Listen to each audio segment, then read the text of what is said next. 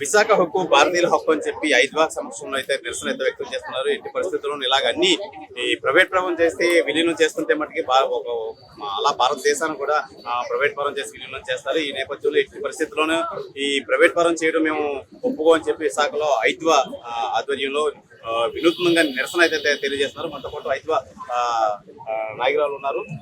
Madam, slogan is against privatization. The steel plant is Navaratna industry. It is very strategic industry and basic industry. Since 2020, the struggle going on to save the steel plant. But the central government of India, they are going to privatize. That is the situation prevailing in India. Nowadays, the not workers alone, workers, peasants, Yedua, they Yedua take the protest action.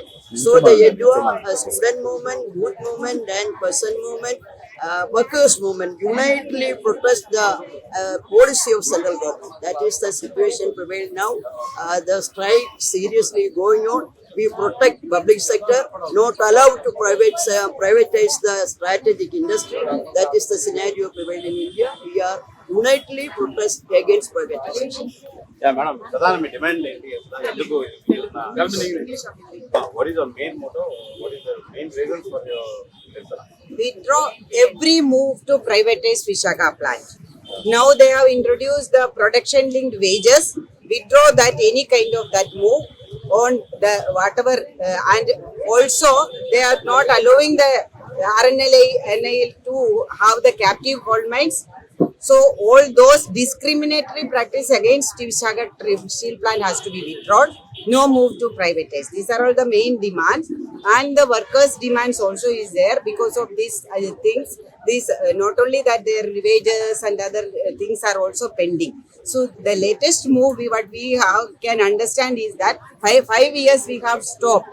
Now they want to starve the workers. So there then they will make the ministers will say that we will not allow.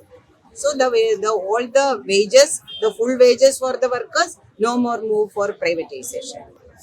Madam, చెప్పండి ప్రధాన demand ఏంటి? ఎందుకు చేస్తున్నారు?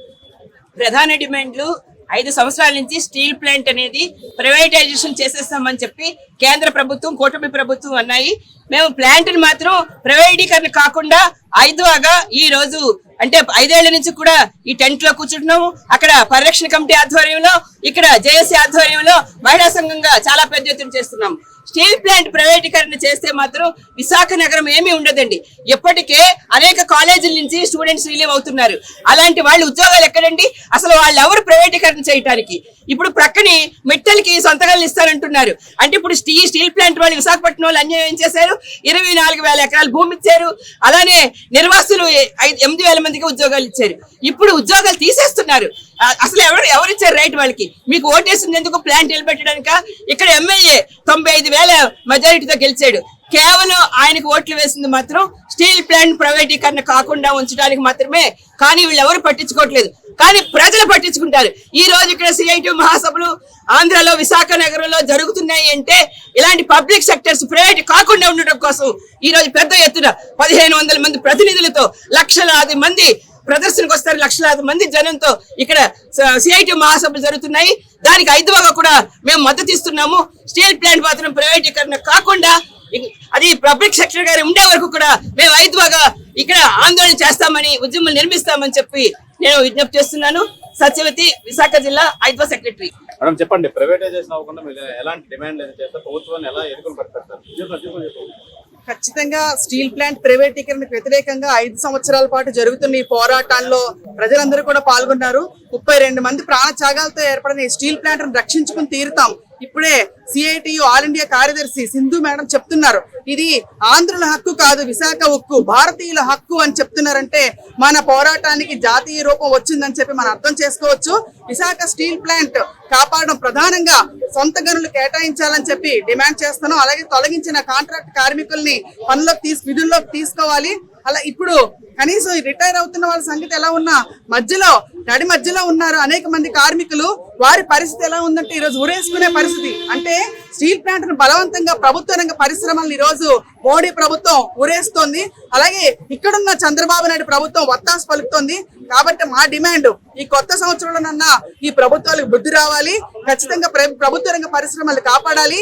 విశాఖ ఉక్కు భారతీయుల హక్కు అనే demand తో ముందు మేము వెళ్తున్నాం. అలాగే చంద్రబాబు నాయుడు కూడా ఏదైతే హామీ ఇచ్చారో హామీలకు అనుగుణంగా ఖచ్చితంగా స్టీల్ ప్లాంట్ ని కాపాడాలి. కాపాడకపోతే మహిళలు ఏ రకంగా ఈ రోజు ఉద్యమించారో, వీళ్ళందరూ చాలా తక్కువ మంది వచ్చాం. ప్రపంచం దేశవ్యాప్తంగా అలాగే విశాఖపట్నం యావత్తు కూడా ఈ రోజు విశాఖపట్నం స్టీల్ ప్లాంట్ కి రాబోయే కాలంలో కదులుతుందని చెప్పి కూడా మేము తెలియజేస్తూ ఉన్నాం. చెప్పండి, స్టీల్ ప్లాంట్ స్టీల్ ప్లాంట్ ని పరిరక్షించాలని చెప్పేసి గత 4 సంవత్సరాలు పూర్తి అయిన సందర్భంగా ఈ రోజు ఈ కార్యక్రమాన్ని నిర్వహిస్తున్నాం. 4 సంవత్సరాల కిందట స్టీల్ ప్లాంట్ ప్రైవేటీకరణ చేస్తున్నామని చెప్పేసి చెప్పారు. కానీ ఈ రోజు దేశం అభివృద్ధి జరగాలంటే ప్రభుత్వ రంగ సంస్థల ద్వారానే అభివృద్ధి అనేది జరుగుతుంది. ప్రభుత్వ రంగ సంస్థలు ఉంటేనే నిరుద్యోగ సమస్య పరిష్కారం అవుతుంది, అందరికీ ఉద్యోగ అవకాశాలు కలుగుతాయి.